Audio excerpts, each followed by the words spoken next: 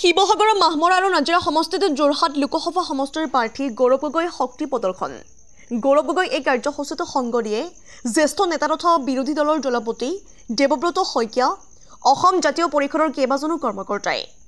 পুৱা পোনপ্ৰথমে চৰাইদেউ লেংকুৰি দেওশালত আশীষ লৈ জলবাগান তিনিআলি এখন পথ সভাত অংশগ্ৰহণ কৰে।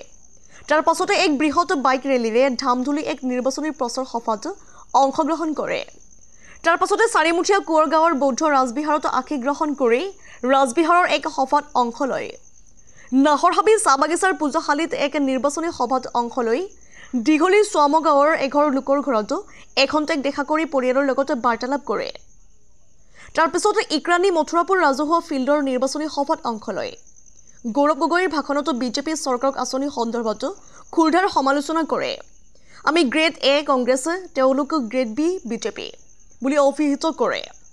নাজিৰাৰ পৰা মনোজ দত্তৰ ৰিপৰ্ট।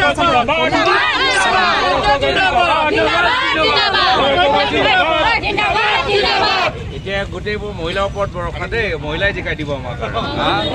তেওঁলোক আপোনালোকে মানুহৰ ওচৰত গৈ যিমান বুজাব পাৰে চেষ্টা কৰক আৰু দেই, আপোনালোকে আমাৰ শক্তি।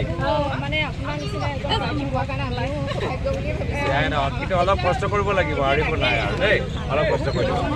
ঠিক আছে, আহিছে দেই।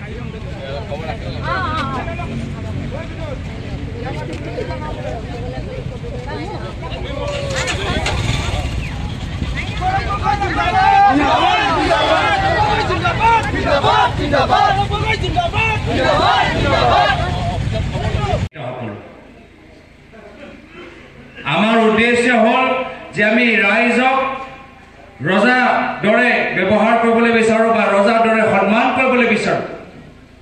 আমি হলো ৰাইজৰ সেৱক, পাব্লিক চাৰ্ভেণ্ট। আমি ৰাইজৰ সেৱক হ'বলৈ বিচাৰোঁ আৰু দিছপুৰত বহি থকা মানুহবোৰ ৰাইজৰ ৰজা হ'বলৈ বিচাৰে। তেওঁলোকে বাগানৰ শ্ৰমিকসকলক গোলাম দৰে ব্যৱহাৰ কৰে। আজি এজন বাগানৰ শ্ৰমিকসকলৰ ওচৰত স্বাধীনতা আছে যে তেওঁলোকে যিকোনো দলীয় সভাত যাব পাৰে, তাৰ পিছত নিজৰ বিবেকৰ জৰিয়তে যিকোনো দলক সমৰ্থন কৰিব পাৰে। কিন্তু আজি এইখন অহংকাৰী চৰকাৰ কি কৈছে যে মনে মনে থাকক, বেলেগ দলীয় সভাত যাব নালাগে, যদি আপোনালোকে যায় আপোনালোকে সুবিধাখিনি নাপাব। ব্লেকমেইল কৰিবলৈ বিচাৰে, ভাবুকি দিবলৈ বিচাৰে। এনে গতি যদি চলি থাকে ভৱিষ্যত কি হ'ব? ভৱিষ্যত ক'ব য'ত আমি ভোট দিবলৈ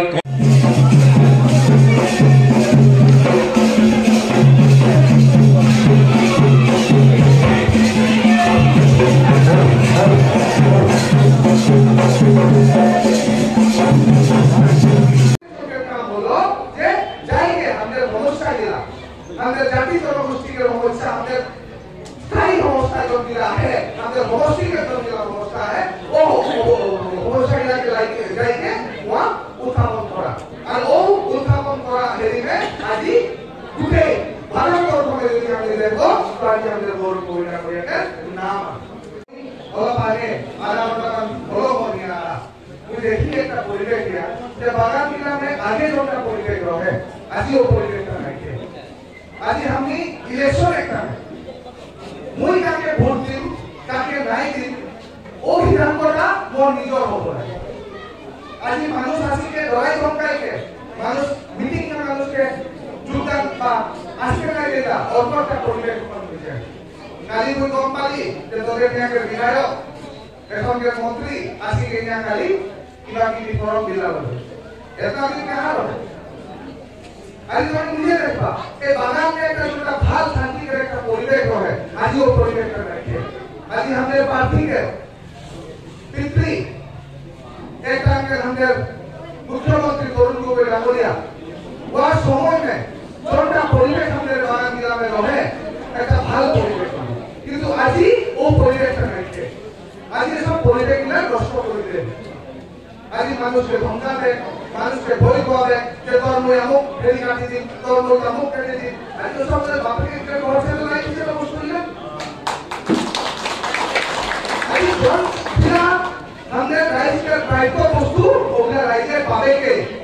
আমি কাকে ভোট দিই থাকে নাই কি ওটা আমাদের নিজের একটা কথা ওখানে সামনে যাইতে তখন যদি ভোট দিতে যাবা ও ভোট যাহা দিবা বা যদি একটা বস্তু দেখবা এবং বেলেগ মানুষ কেউ দেখতে পাইবা ওটা মুই কাকে ভোট দেই মুই খালি যাবে মোর আগে আমি যদি কাকু মই বলি তো বেলেগ আজি এই পরিবেশটা যদি আমি ভাল করব সবচেয়ে বড় কথাটা হলো যে আজি আমি চুনার রূপবা সমষ্টিতে আমি প্রত্যেকজন ভোটার আজি মই একটা কথা বলি মই ডিব্ৰুগড় রূপবা সমষ্টিতে লাগে মই তোদেরকে একটা কথা বলছি যে চুনার সমষ্টিতে আজি আমি গোটেই অসমকে 14টা লোকসভাতে সবচেয়ে ভাল প্রার্থী যে যাইকে আমাদের হাজারো রাইজকে মাতে দিতে যাইকে পার্লামেন্টে আওয়াজ উঠাইলা পার্লামেন্টে বলেলা ও সমান কণ্ঠটা হলো আমাদের গৌরব কবিরা আর আমাদের মানুষকে যদি হাতে নিয়ে আসে জিতাইকে নাই জিতাতে পারবো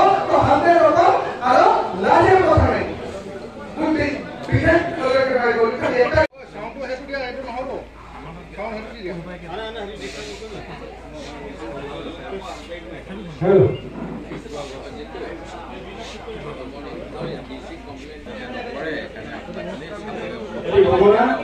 আজি ৰাজবিহাৰ ব্যৱস্থিত যিসকল আমাৰ কৰ্মকৰ্তা আৰু প্ৰধান আমাৰ বিভাগীয়সকলক ভাষণ গ্ৰহণ কৰিবলৈ উলিয়াইছোঁ আমাৰ লগত উপস্থিত আছে আপোনালোকৰ মহিলা সভাপতি শ্ৰীমতী সুগন্ধা টিকাৰীক আপোনালোকক উলিয়াইছোঁ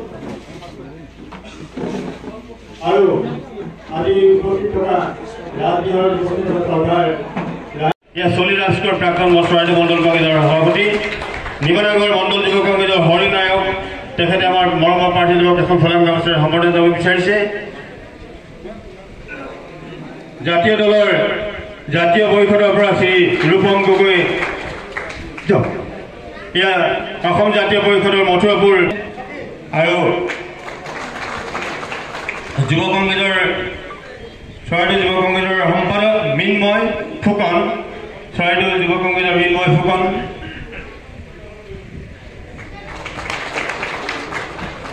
মণ্ডল কংগ্ৰেছৰ সম্পাদক ৰবিৰাম ঘাটুৱাৰ ইয়াৰ ৰবিৰাম ঘাটুৱাৰ আনন্দ বাউৰী ৰিঞ্চু গগৈ ছ'চিয়েল মিডিয়াৰ কৰ্মী আৰু ইয়াৰ লগে লগে আমি আজি এই সম্বৰ্ধনা কাৰ্যসূচী আমি সামৰণি মাৰিছোঁ আৰু পৰৱৰ্তী কাৰ্যসূচী আমি আগবঢ়াবলৈ বিচাৰিছোঁ এতিয়া আমাৰ মাজত উপস্থিত থকা অসম বিধানসভাৰ বিৰোধী দলৰ সভাপতি চৌধুৰী দেৱব্ৰত সত্যদেৱক নিৰ্বাচনৰ এই প্ৰচাৰ কাৰ্যসূচীত